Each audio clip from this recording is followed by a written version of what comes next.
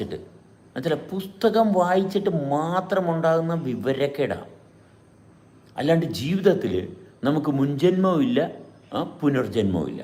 ജീവിതം അനുഭവിക്കുമ്പോൾ, വ്യക്തിയായിട്ട് അനുഭവിക്കുമ്പോൾ തെളിച്ചമാണ് ഉണ്ടാകുന്നത്. എന്നുവെച്ചാൽ മതമല്ല നമ്മുടെ ജീവിതം നിശ്ചയിക്കുന്നത്, ജീവിത അനുഭവമാണ് നിശ്ചയിക്കുന്നത്. മതത്തെ കൂട്ടുപിടിക്കുന്നവർക്ക് നമ്മളുമായിട്ട് കൂട്ടുകൂടാൻ പറ്റത്തില്ല, അവരിൽ ഒരിക്കലും സത്യസന്ധത ഉണ്ടാകത്തില്ല.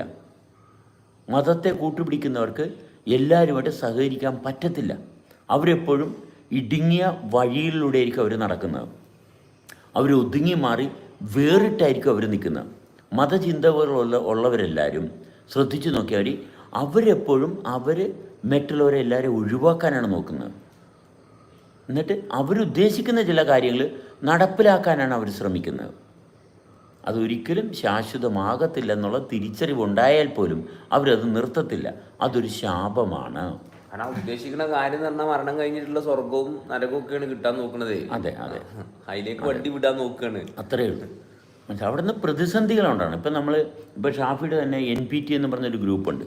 അവിടെ താടിയും മുടിയും വളർത്തിയതിന് ഷാഫിനെ വീട്ടിൽ നിന്ന് പുറത്താക്കി. വേറെ ഒന്നുമല്ല, താടിയും മുടിയും വളർത്തിയതിന് വീട്ടിൽ കയറ്റത്തില്ല. അതാണ് ഒരു മതം ചെയ്യുന്നത്. മനസ്സിലായോ? ഇത് അടിസ്ഥാനരഹിതമാണ്. അവരും സഫർ ചെയ്യണം, എന്നിട്ട് അവരത് അംഗീകരിക്കാൻ തയ്യാറല്ല.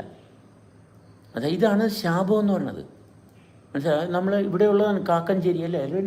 കാക്കഞ്ചേരി, ഞാൻ കാക്കഞ്ചേരി, കൊടുവള്ളിയാണ് അതിൻ്റെ ഹെഡ് ഓഫീസ്. മനസ്സിലായോ? അവിടെ നിന്ന് കൊടുക്കുന്ന നിർദ്ദേശമാണ്, പുള്ളിയുടെ ബാപ്പയ്ക്ക് കൊടുത്ത നിർദ്ദേശമാണ് വീട്ടിൽ മകനെ കയറ്റെഴുതും. എന്താ കാര്യം? താടിയും മുടിയും വളർത്തി. മനസ്സിലായി? കേരളത്തിലുള്ളതാണ്, ഇത് കോഴിക്കോടുള്ളതാണ്. മനസ്സിലായോ? NPT എന്നാണ് സംഘടനയുടെ പേര്. ആരും ഷാഫിയുടെ ആരും മിണ്ടാൻ പാടില്ല. എന്താ കാരണം? താടിയും മുടിയും വളർത്തി. ഇത് നമ്മുടെ ഇന്ത്യയിൽ നടക്കുന്നു. മനസ്സിലായോ? ഭാരതത്തിൽ നടക്കുന്ന കാര്യമാണ്. ഒരു മതത്തിൻ്റെ പേരിൽ താടിയും മുടിയും വെട്ടിക്കളയണമെന്ന് പറയുന്നത്, താടിയും മുടിയും വെട്ടിക്കളയണമെന്ന് പറയുന്നത് പ്രകൃതി വിരുദ്ധമല്ലേ? ഒരു വ്യക്തിയുടെ ശരീരത്തിൽ ഉണ്ടാകുന്നത് വടിച്ചു കളയുക, വെട്ടിക്കളയുക എന്ന് പറയാൻ മറ്റുള്ളവർക്ക് എവിടെ അധികാരമുള്ളത്? ഇത് തന്നെയാണ് രോഗം എന്ന് പറയുന്നത്. മനസ്സിലായി? അതിൻ്റെ പേരിൽ ചിലപ്പോൾ ആക്രമിക്കുമായിരിക്കും. പക്ഷെ അത് നമുക്ക് അതിൻ്റെ പേരിൽ ആരെങ്കിലും നമ്മളെ കൊന്നു കളയണമെങ്കിൽ നമുക്ക് യാതൊരു അസ്വസ്ഥതയും ഇല്ല അതിൻ്റെ പേരിൽ. കാരണം ഒരു വ്യക്തി കൂടി ജീവിച്ചിരിക്കണമെന്ന് എല്ലാവർക്കും ആഗ്രഹമുണ്ടെങ്കിൽ ജീവിച്ചാൽ മതി.